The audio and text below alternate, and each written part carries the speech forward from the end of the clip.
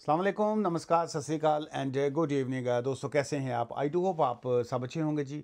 आज की जो वीडियो है, जो आज का वीडियो व्लॉग है, इसका टाइटल है what are the Labour's new asylum policy. जो है, जो अभी करंट गवर्नमेंट है, उनकी जो लेटेस्ट जो असाइलम पॉलिसी जो है वो दे रहे हैं, वो क्या है and what are the political risk जो है। सो इसके जो सियासी तौर पे जो पॉलिटिकल उसके रिस्क जो हैं वो क्या है, उस पर जो है वो मैं आज बात करूंगा। और आज जो है जो होम सेक्रेटरी साहबा हैं, आज उन्होंने पार्लियामेंट में जो है ये सारी बातें की हैं। ये आज की उनकी ताज़ा फ़ोटो है जी। और उन्होंने क्या बातें की हैं ये आज की हैं। उसमें पहला क्या पॉइंट है जी, उसमें ये है कि obviously they have announced several tough policies जो हैं आफ्टर ये जो सारा जो चीज़ें चल रही थी।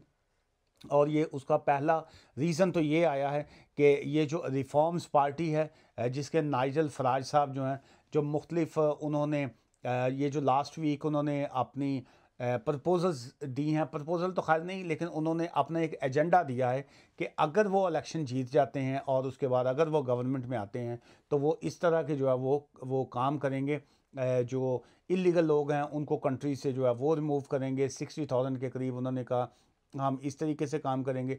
6 लाख लोगों का उन्होंने टोटल कहा कि 500,000 प्लस जो है ये जो लोग यहाँ पे ओवरस्टेयर हैं, इलीगल हैं, या किसी ना बोर्ड के ज़रिए आते हैं, जो भी इनके मामला हैं, हम उनको जो है कैसे इस कंट्री से रिमूव करेंगे, उसका उन्होंने एजेंडा दिया था। सो ऑब्वियसली ये इसका पॉलिटिकल जिसको कहेंगे ना एवेन्यू है, वो ये है कि पॉलिटिकली तौर पे जो है ये सियासी जमातों का ये जो प्रेशर है, उसकी वजह से जो है एक तो ये कहा गया कि रिफॉर्म्स यूके की जो हार्ड लाइन इमिग्रेशन प्रपोजल्स हैं, एक तो उसको सामने रखा गया। सेकंड जो है ये प्रोटेस्ट जो हो रहे हैं इस वक्त आउटसाइड दी होटल्स जो हैं कि असाइलम सीकर्स के हवाले से, कि जी के असाइलम सीकर्स को जो है होटलों से निकाल के आप जहाँ पे भी रखना है रखिए, लेकिन होटल्स से जो है उनको खाली किया जाए, होटल्स जो हैं वो खाली कराए जाएँ। सो ऑब्वियसली जब वो होटल्स में उनको स्टे देते हैं तो होटल्स का जो बिल होता है वो होम ऑफिस जो है वो पे करता है।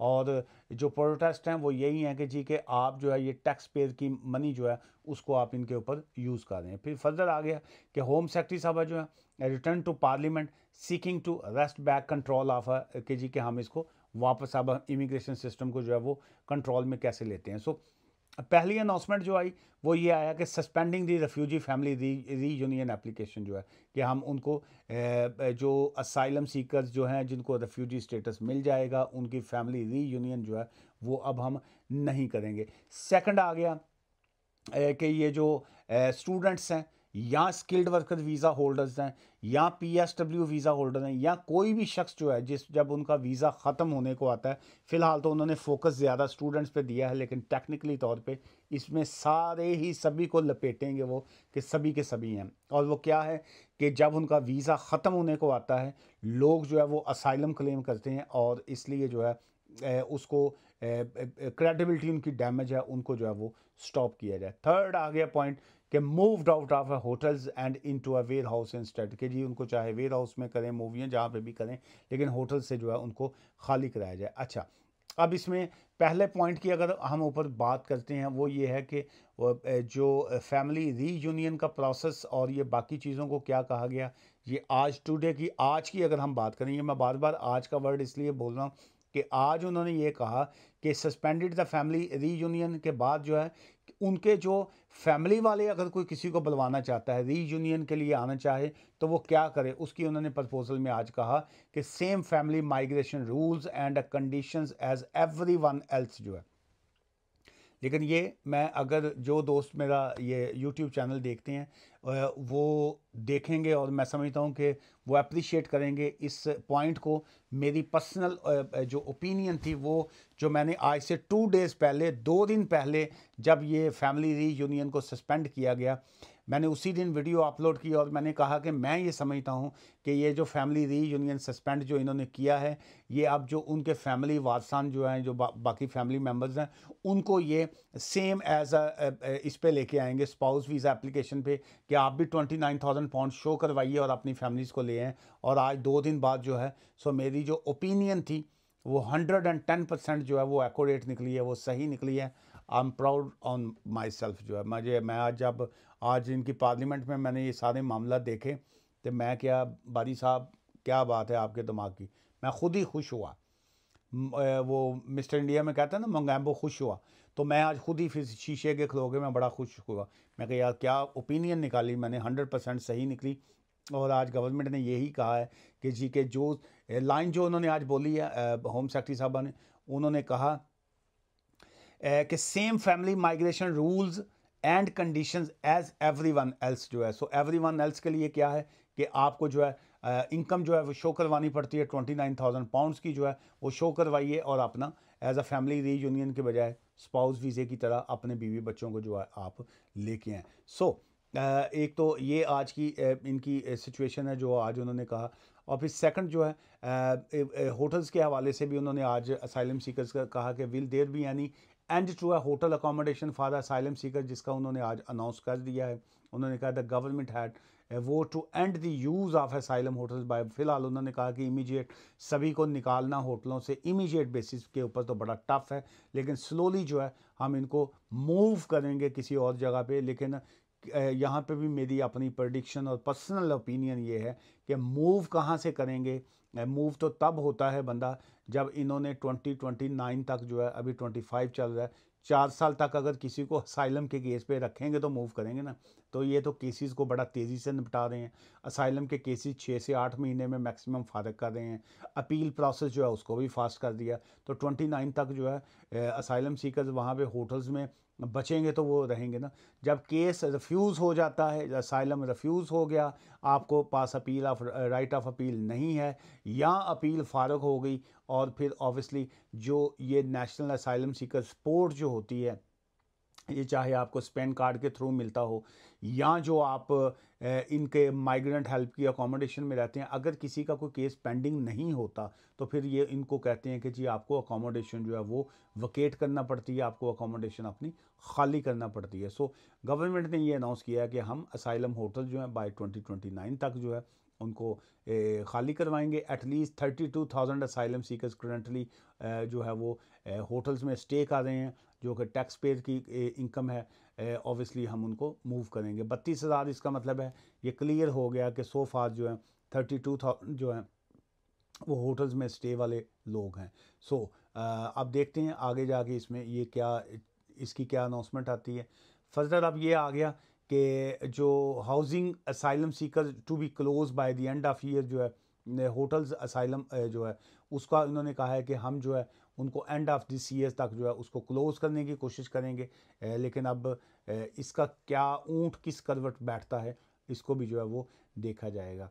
So how has the asylum appeal system change जो है, सो अपील सिस्टम जो है उसको किस तरीके से जो है ये चेंज करना चाहते हैं या क्या है।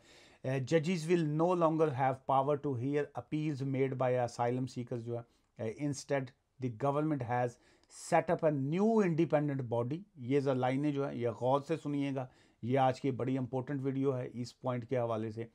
वो ये है कि जजेस will no longer have powers to hear appeals made by asylum seeker, instead the government has set up a new independent body staffed by a professionally trained adjudicators जो हैं to ensure high standard. It is hoped that this will operate in a similar way to the magistrate court जो है, magistrate system जो है, with the trained members of the public hearing cases under the supervision of a legal expert जो है।